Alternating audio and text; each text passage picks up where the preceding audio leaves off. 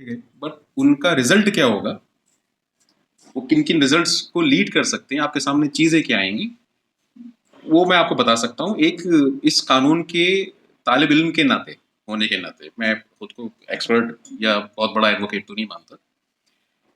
बहरहाल, तो आपने ये देखा कि 3 तलाक वाले कानून को रद्द कर दिया गया,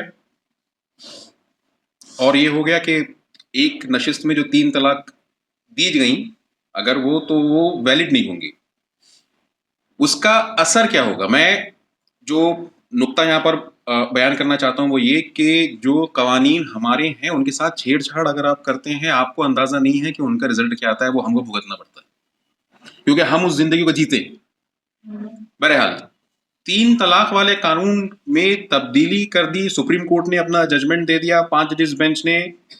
उसके बाद पार्लियामेंट ने कानून बना दिया कि 3 तलाक अगर एक नशिस्त में दे दी गई तो वो मानी नहीं जाएगी।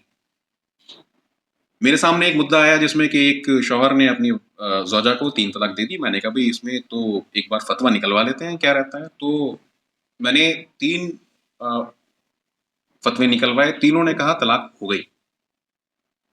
अब आप सोचिए कि तलाक इस्लामिक कानून के हिसाब से तो हो गई, और जो पार्लियामेंट ने कानून बनाया है उसके हिसाब से नहीं हुई। मियाँ बीवी अगर साथ में कंटिन्यू करते हैं रहना और हुकूक मुबाशरत अगर अदा करते हैं तो क्या वो जिना कर रहे हैं? आपने कानून बना दिया बिना ये सोचे हुए कि उसका जो टकराव हो रहा है शरीयत के साथ, उसमें आप अच्छे खासे भले भले इंसान को जानी बना रहे हैं। अब आइए इस कानून की तरफ जो अभी लेकर के आए हैं। अब जैसे बयान आपके सामने चल रहा था कि वक्फ बाय यूजर खत्म कर दिया, इसके नताइज क्या होंगे? आपके पास की जगह है महरौली, महरौली में बेशुमार मसाजिद हैं, कदीमी मसाजिद हैं, इतनी कदीमी कि उनकी तो जो तारीख है वो भी किसी को मालूम नहीं होगी। ये भी अंदाजा करना पड़ता है कि ये मुगलों के वक्त की है कि लोधियों के वक्त की है कि खिलजियों के वक्त की है, उनका तो कुछ मालूम ही नहीं। आर्कियोलॉजिकल सर्वे ऑफ इंडिया बोलता है कि ये प्रोटेक्टेड मॉन्यूमेंट है, इसका इंतजाम इंतजाम हम देखेंगे। अभी तक बची हुई हैं, आर्कियोलॉजिकल पार्क में बची हुई हैं, बेशुमार मसाजिद हैं, वो बची हुई हैं क्योंकि वो वक्फ बाय यूजर से वक्फ बोर्ड के गजट में शामिल हैं। और हमारे पास सेक्शन 108 है वक्फ एक्ट में, 108 ए, जिसमें ये बोला गया है कि जो वक्फ का कानून है वो बाकी और कानूनों के साथ अगर टकराव रखेगा तो वक्फ के ऊपर वक्फ का कानून अप्लाई करेगा, कोई और कानून अप्लाई नहीं करेगा। ये कानून भी इन्होंने, ये प्रोविजन भी हटा दिया है। जामा मस्जिद पुरानी दिल्ली की, उसको प्रोटेक्टेड मॉन्यूमेंट डिक्लेयर कर दिया जाए ये बोल करके एक पीआईएल पेंडिंग है अभी भी। जब मैं दिल्ली वक्फ बोर्ड की तरफ से उसमें पेश हो रहा था तो उसमें मेरा जो डिफेंस था उस पिटीशन के लिए वो ये था कि आप इसको डिक्लेयर नहीं कर सकते प्रोटेक्टेड मॉन्यूमेंट, क्योंकि तब इसका मैनेजमेंट कौन करेगा? आर्कियोलॉजिकल सर्वे ऑफ इंडिया करेगा कि वक्फ बोर्ड करेगा? इसके बीच में तनाजा पैदा हो जाएगा। और क्योंकि ये वक्फ प्रॉपर्टी है इसलिए इसका इंतजाम इंसराम वक्फ बोर्ड के पास होना चाहिए।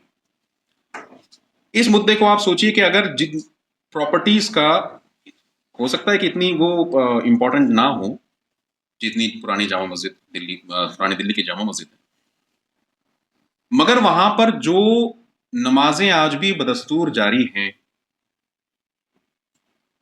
वहां पर इमाम का अपॉइंटमेंट है, वहां पर मुअज्जिन का अपॉइंटमेंट है। दिल्ली वक्फ बोर्ड उसका इंतजाम इंसराम किसी मैनेजमेंट कमेटी की के जरिए या किसी मुतवल्ली के जरिए करवा पा रहा है। अगर वो वक्फ बाय यूजर नहीं रहे तो उनका फिर होगा क्या? वो आर्कियोलॉजिकल सर्वे ऑफ इंडिया अपने कब्जे में लेकर के फिर अपना कानून चलाएगा उसके ऊपर। तो हमको जो देखना है वो ये कि लफ्ज जिस चीज को बता रहे हैं वो और उसका जो प्रैक्टिकल एस्पेक्ट है वो दोनों में फर्क हो सकता है। लफ्ज देखने में लगेगा बड़ा इनॉक्यूअस सा है कि कोई नुकसान पहुंचाने वाला नहीं है, ये जोड़ और घटा जो है, मगर प्रैक्टिकली बहुत खतरनाक। दूसरा एग्जाम्पल, चीफ एग्जीक्यूटिव ऑफिसर किसी भी वक्फ बोर्ड का अभी तक शर्त यह है कि मुसलमान होगा,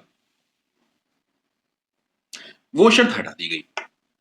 सेक्शन 33 वक्फ एक्ट का बोलता है कि किसी भी वक्फ या वक्फ प्रॉपर्टी का physical inspection chief executive officer कर सकता है।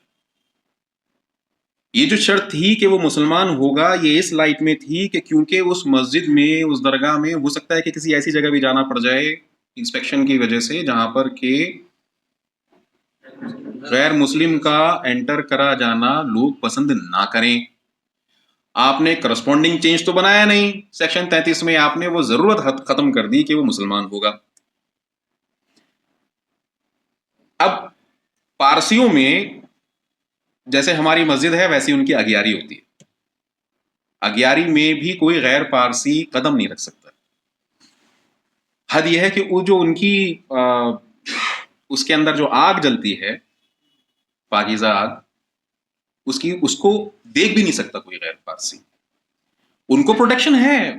बॉम्बे चैरिटेबल एंडाउमेंट्स एक्ट में जब ये प्रोविजन लाया गया कि कमिश्नर किसी भी मजहब का हो जाएगा, जाकर के देख लेगा, उन्होंने चैलेंज करा इसको, बॉम्बे हाई कोर्ट से होते हुए सुप्रीम कोर्ट तक आए 1954 में। सुप्रीम कोर्ट ने बोला कि नहीं नहीं, आप परेशान मत होइए, आपके मैटर में कोई गैर पारसी नहीं जाएगा देखने के लिए, कोई एंटर नहीं करेगा। हमारे साथ ये हो रहा है कि आपने जो जरूरत थी मुस्लिम होने की वो खत्म कर दी। जैसा आपको बताया गया कि जो कंपोजिशन है वक्फ बोर्ड का, उसके साथ भी छेड़छाड़ करी गई है कि अब मुस्लिम होने की शर्त खत्म कर दी गई है। मुस्लिम होने की शर्त खत्म करने के साथ साथ इलेक्शन के जरिए नुमाइंदे आएंगे, ये शर्त भी खत्म कर दी गई है, क्योंकि बोर्ड में दो तरह के मेंबरान होते हैं। कुछ वो होते हैं जो कि चुनकर के आते हैं, जिनमें से इलेक्टोरल कॉलेज होता है एमएलए का, मेंबर ऑफ पार्लियामेंट का और स्टेट बार काउंसिल का। इनके जो मुस्लिम मेंबरान हैं उनमें से एक चुन करके एक आएगा। वो शर्त खत्म कर दी गई। शर्त शर्त और जो दूसरी किस्म के मेंबरान होते हैं वो होते हैं जो कि सरकार चुन करके भेजती है, अपने आप नॉमिनेट करके भेजती है। अभी तक वक्फ एक्ट में प्रोविजन ये है कि बोर्ड में चुने हुए मेंबरान का नंबर नॉमिनेटेड मेंबरान से ज्यादा होगा, यानी कि डेमोक्रेसी वहां बरकरार रहेगी। वो खत्म कर दिया। अब जितने मेंबरान हैं वो सब सरकार अपने आप नॉमिनेट करके भेजेगी। कभी भी आपने नहीं सुना होगा कि साहब इश्तिहार निकला है अखबार में कि नॉमिनेशंस चल रहे हैं वक्फ बोर्ड के मेंबर के, आप भी अप्लाई कर दिए, हो सकता है आपका भी नॉमिनेशन हो जाए।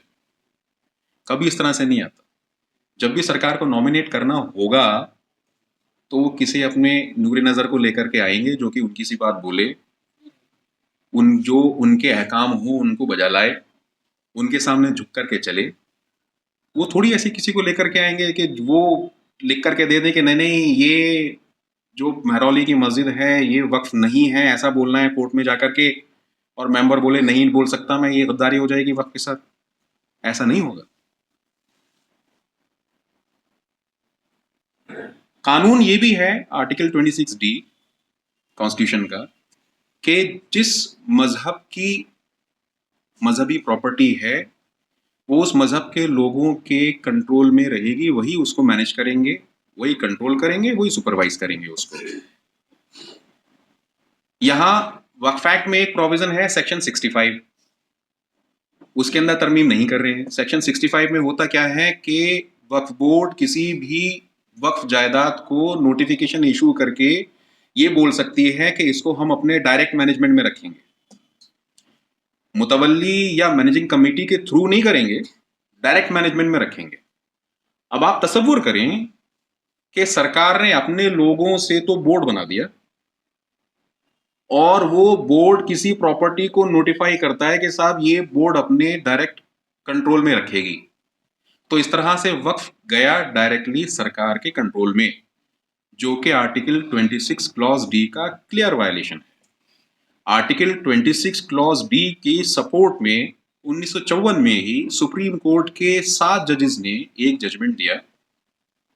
वो जजमेंट मशहूर है शिरूर मठ केस के नाम से, और उसमें इस चीज को दोहराया कि किसी भी मजहबी प्रॉपर्टी का इंतजाम इंसराम किसी प्योरली सेक्युलर बॉडी के हाथ में नहीं दिया जा सकता, ना ही किसी ऐसी बॉडी के हाथ में दिया जा सकता जिसको उस मजहब के लोग ना चलाते हों।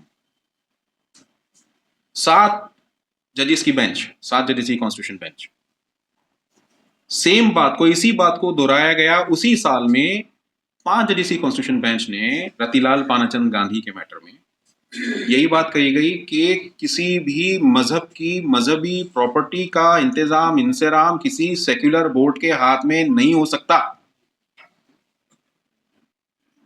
यहां आप क्या करने की कोशिश कर रहे हैं कि आपने सिर्फ 3 मेंबर रहेंगे मुस्लिम, उसमें से भी क्योंकि एक मुतवल्ली, जहां पर मुतवल्ली सिस्टम है वहां मुतवल्ली का तो आना ही है,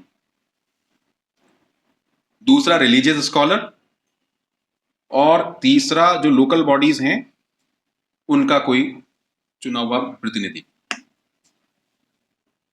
सवाल यह है कि उनमें भी इलेक्टोरल कॉलेज नहीं बनेगा, वो भी सिर्फ नॉमिनेट होकर के आएंगे, यानी कि वो चुन करके भेजे जाएंगे कि जो सरकार की बात जैसे सरकार कहे वो कहने वाले।